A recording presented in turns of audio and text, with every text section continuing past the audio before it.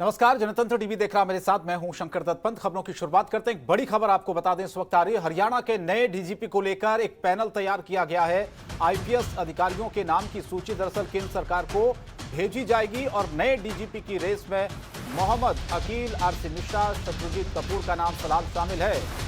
राज्य के गृह विभाग ने आईपीएस अधिकारियों की जो सूची है उसे तैयार कर लिया है पूरी तरह से। 3 दशक की सर्विस पूरी करने वाले अधिकारियों की सूची फिलहाल तैयार की गई है। यूपीएससी से 3 नामों को प्रदेश सरकार को भेजा जाएगा और इन 3 नामों में से किसी की नियुक्ति पर प्रदेश में नियुक्ति हो सकती है, मोहर लग सकती है। जो 3 नाम हमने आपको बताए, नए डीजीपी के चयन तक मनोज यादव ही डीजीपी रहेंगे। ओपी शर्मा हमारे संवाददाता ऑनलाइन पर जुड़े हैं ज्यादा जानकारी के लिए। ओपी शर्मा, नए डीजीपी के चयन को लेकर क्या खबरें हैं फिलहाल? किस किस के नाम आगे चल रहे हैं और कब तक प्रदेश को नया मुखिया मिल सकता है पुलिस का? समय की बात करें तो वर्तमान डीजीपी मनोज यादव की जो है हरियाणा के गृह मंत्री अनिल विज के साथ कुछ लंबे समय से बनी हुई है। इसके अलावा डीजीपी मनोज यादव को 2019 में जो है 2 साल के हरियाणा में नियुक्ति डेपुटेशन पर केंद्र से बुलाया गया था। वो दरअसल इंटेलिजेंस ब्यूरो में अतिरिक्त महानिदेशक हैं। लेकिन जिस तरीके से अनिल विज, गृह मंत्री अनिल विज और मनोज यादव के बीच में जो कुछ विवाद हुआ, उसके बाद से लग रहा था कि शायद नए डीजीपी को आगे एक्सटेंशन ना मिले। लेकिन हरियाणा सरकार ने फरवरी में 2 साल पूरे होने के बावजूद भी उन्हें जो है एक्सटेंशन टिल नेक्स्ट ऑर्डर तक एक्सटेंशन दे दिया था। इसी बीच करीबन 15 दिन पहले जो हरियाणा के जो डीजीपी मनोज यादव हैं, उन्होंने जो है गृह मंत्री और मुख्यमंत्री को पत्र लिखकर खुद को रिलीव करने की मांग की थी। वो चाहते हैं कि वो अपना आखिरी जो साल है वो इंटेलिजेंस ब्यूरो में पूरा करें।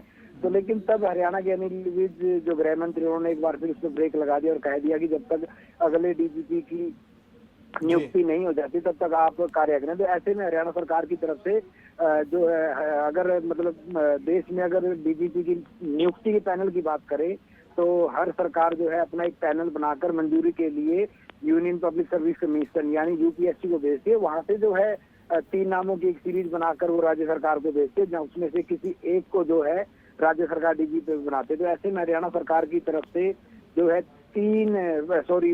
5 आईपीएस अधिकारियों की जो है वो एक पैनल तैयार करके अभी भेजना है, भेजा नहीं गया है। इनमें सबसे तो अगर वरिष्ठ की बात करें तो डीजीपी पीके अग्रवाल हैं जो 1988 बैच के अधिकारी हैं, और इसके बाद अगर 1989 बैच के आईपीएस मोहम्मद अकील भी हैं, और आईसी मिश्रा जो 1990 बैच के हैं, और शत्रुजीत कपूर, राजवीर देशवाल और ये तमाम और के संधू, ये तमाम ऐसे अधिकारी हैं जो इस लिस्ट में है। लेकिन अब सवाल उठता है कि हरियाणा सरकार किसको तरजीह देगी, क्योंकि अगर हम हरियाणा की बात करें तो हरियाणा में जो वर्तमान में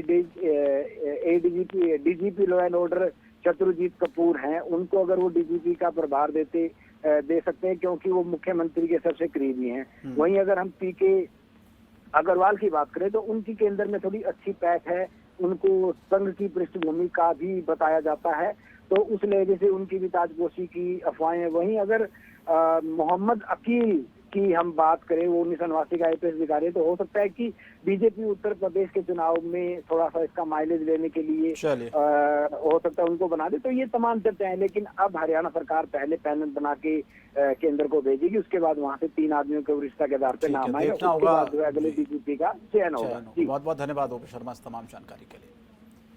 तो मनोज यादव ही डीजीपी रहेंगे। नए डीजीपी के चयन होने तक तो फिलहाल एक जो पैनल है उसे तैयार कर लिया गया, जिसमें 5 नाम शामिल बताए जा रहे हैं। आगे बढ़ते एक और बड़ी खबर चंडीगढ़ से आ रही, जहां पर किसानों की आय दोगुना करने के लिए हरियाणा सरकार का एक फैसला आया है। यहां पर खरीफ प्याज की खेती के लिए प्रति एकड़ 8,000 रुपए अनुदान राशि देगी। अनुदान राशि उनके बैंक अकाउंट में सीधे भेजी जाएगी। किसानों को अधिकतम 5 एकड़ तक अनुदान राशि दी जाएगी। तो स्कीम का लाभ लेने के लिए पोर्टल पर दरअसल पंजीकरण कराना होगा। पंजीकरण के बाद संबंधित दस्तावेज उद्यान अधिकारी में जमा कराने होंगे। तो चंडीगढ़ से इस वक्त ये बड़ी खबर, योजना के लाभ को लेकर एक पोर्टल जिस पर आपको पंजीकरण कराना होगा किसानों की आय दोगुना करने के लिए। दरअसल ये फैसला सरकार की तरफ से खरीफ प्याज की खेती के लिए प्रति एकड़ 8,000 रुपये अनुदान की राशि अब दी जाएगी, वो भी सीधे उनके बैंक अकाउंट में। एक और बड़ी खबर चंडीगढ़ से आ रही, जहां पर मनोहर लाल सरकार ने एक बड़ा फैसला लिया है। अंग्रेजी मीडियम गवर्नमेंट मॉडल संस्कृति सीनियर सेकेंडरी स्कूलों के लिए यह फैसला लिया है। 6 जुलाई तक 260 पीजीटी अध्यापकों को नियुक्त कराने के निर्देश दिए गए हैं। पीजीटी बायोलॉजी के 9, कंप्यूटर साइंस के 17 अध्यापकों की नियुक्ति होगी। अंग्रेजी के 76, हिंदी के 68 और गणित के 90 पीजीटी अध्यापकों की नियुक्ति की जानी है। तो बड़ा फैसला कहा जा सकता है सरकार का इस वक्त, जहां पर पीजीटी अध्यापकों को नियुक्ति कराने के निर्देश फिलहाल दिए गए हैं, जिसमें बायोलॉजी के 9, कंप्यूटर साइंस के 17 अध्यापकों की नियुक्ति होगी।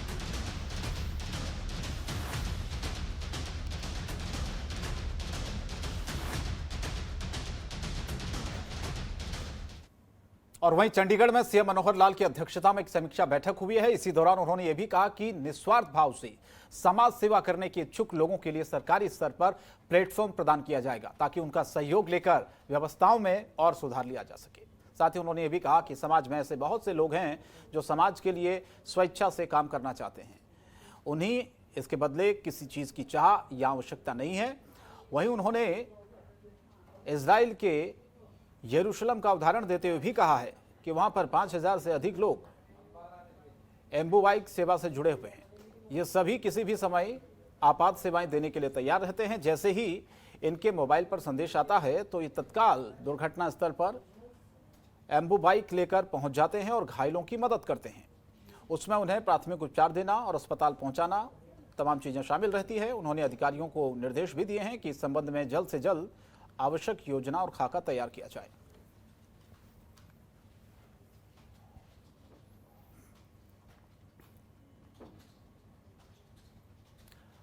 और मुख्यमंत्री मनोहर लाल ने करनाल शहर के सौंदर्यीकरण और वहां पर बनने वाले गांधी मेमोरियल हॉल को लेकर अधिकारियों से तेजी से काम करने के निर्देश दिए हैं। इस संबंध में मुख्यमंत्री मनोहर लाल ने चंडीगढ़ में अधिकारियों के साथ एक बैठक की है। इस बैठक में पुरातत्व संग्रहालय राज्य मंत्री अनूप धानक भी बैठक में मौजूद थे। मुख्यमंत्री ने कहा कि गांधी मेमोरियल हॉल का सौंदर्यीकरण करनाल के इतिहास पर आधारित थीम पर किया जाए, ताकि नागरिकों को करनाल के गौरवशाली इतिहास की जानकारी मिल सके। करनाल महाराजा कर्ण की नगरी है, ऐसे में थीम महाभारत कालीन इतिहास की जानकारी दर्शाने वाली होगी तो और ज्यादा लोग उससे आकर्षित होंगे, उससे जुड़ेंगे। उन्होंने ये भी कहा कि करनाल और उसके आसपास के 134 ऐसे महाभारत कालीन स्थान हैं जिनकी जानकारी मेमोरियल हॉल में जरूर होनी चाहिए, और इसके लिए आवश्यक पड़े तो आसपास के स्थलों को अधिग्रहित करने के लिए भी कार्य योजना को अमल में लाया जाए। स्मार्ट सिटी करनाल के अधिकारियों की तरफ से इस अवसर पर प्रेजेंटेशन के माध्यम से भी योजना के बारे में विस्तार से बताया गया है।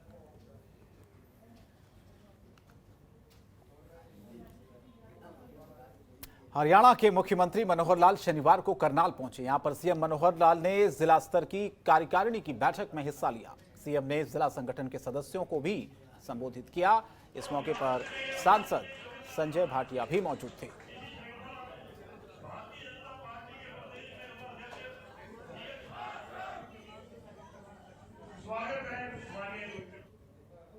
और कृषि कानूनों को लेकर किसानों का गुस्सा बढ़ता जा रहा है। सरकार के खिलाफ किसान प्रदर्शन कर रहे हैं। तीनों कानून रद्द न होने तक किसान मानने को तैयार नहीं है।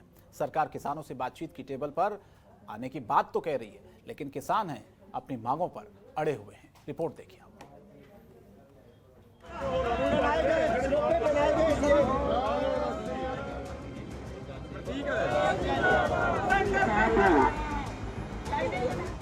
तीन कृषि कानूनों को लेकर किसान सड़क पर है और लगातार किसान सरकार के खिलाफ प्रदर्शन करते नजर आ रहे हैं। शनिवार को भी किसान पंचकुला, मोहाली, चंडीगढ़ से दिल्ली की तरफ बढ़े। किसान नेता गुरनाम सिंह चढ़ूनी किसानों का जत्था लेकर पंचकुला पहुंचे।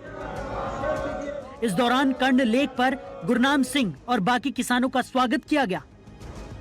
इस दौरान चढ़ूनी ने कहा कि यह जत्था दिल्ली के सिंगू बॉर्डर पर रवाना होगा ताकि वहां किसानों को मजबूती मिले। पंचकुला से, चंडीगढ़ से और मोहाली से जो है वो जत्था आया है और वहाँ जो पिछले 6-7 महीने से लोग लगातार वहाँ पे चौकों पे खड़े रहे हैं और लगातार प्रदर्शन करते हैं। तो आज वो सभी लोग जत्था लेके दिल्ली के लिए आ रहे हैं और उनका स्वागत करने के लिए, उनका धन्यवाद करने के लिए हम चंडीगढ़ गए थे उनके और वहीं सीएम मनोहर लाल ने किसानों से बातचीत की टेबल पर आने की अपील की। मनोहर लाल ने कहा कि आंदोलन को लेकर कहां बातचीत होनी है या नहीं होनी, ये किसानों पर निर्भर करता है।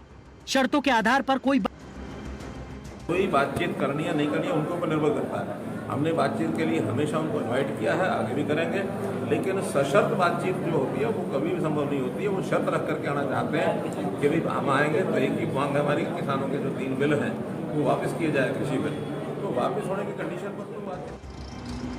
बहरहाल आंदोलन को 7 महीने हो गए हैं, लेकिन अभी तक सरकार और किसानों के बीच रार जारी है। अब देखना होगा कि कब तक 3 कृषि कानूनों पर कोई समाधान निकलता है और कब किसान वापस अपने घर लौटते हैं। Bureau report, Jantantra TV. खबरों के निष्पक्ष विश्लेषण के लिए सब्सक्राइब करें Jantantra TV and press the bell icon. Never miss any update.